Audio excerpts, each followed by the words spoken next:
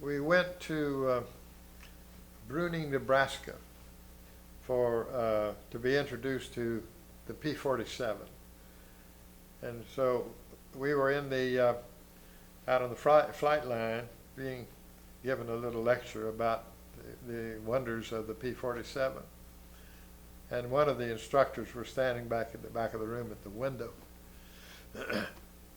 And he said, rather quietly, he said, he's going to spin in sure in hell. And we knew he meant it. So we rushed over to see, and by the time we got there, we saw this plane going, chunk, and it just blew up into thousands of little pieces. And we couldn't, we didn't know what had happened, how he'd gotten into this position. He looked like, when we first saw him, he looked all right, like he was going to come in and land. But rather than doing this, he did this. But what had happened was, at altitude, way up, they'd had some kind of a high altitude mission, indoctrination thing. And he was flying with another plane, and the other guy went into a spin, and from 30,000 feet, he just kept spinning and never made any kind of an effort to get out or anything, and spun all the way in. And this guy obviously was terribly shaken by this. And so when he came in to land, you're coming around like this and land, he pulled it in too tight. He was overshooting, and he pulled it in too tight, and he snapped. And he'd made a complete roll before we saw him, and then he was in this part of that roll when we saw him, and he just went, chip. So he was there. This was our first day out on the line when we were being introduced to the P-47. And then the next day, we were going down to the flight line, and we heard this noise and looked up in the sky, and there were debris falling all around, and there were parachutes and so forth. And a P-47, they were running practice mock gunnery runs on this B-17,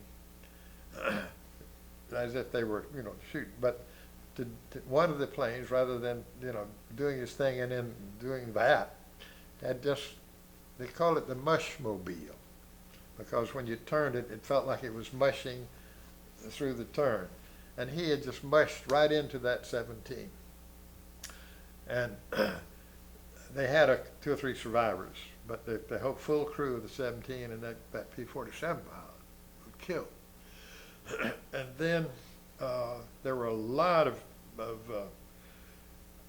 taxiing accidents, and that was the bunch that they sent.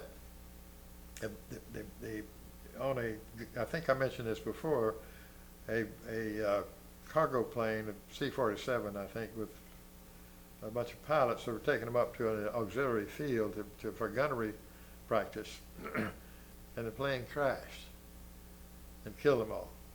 And they killed, I don't remember what it was, some, 75, 80% of that class. And here we were, just coming in, and we were the next class. They closed the field and moved us down to Wichita. This was up in Bruning, Nebraska. They closed the field. And our class had the best safety record of any class, because after seeing all that, we were very careful. But that was our introduction to the P-47.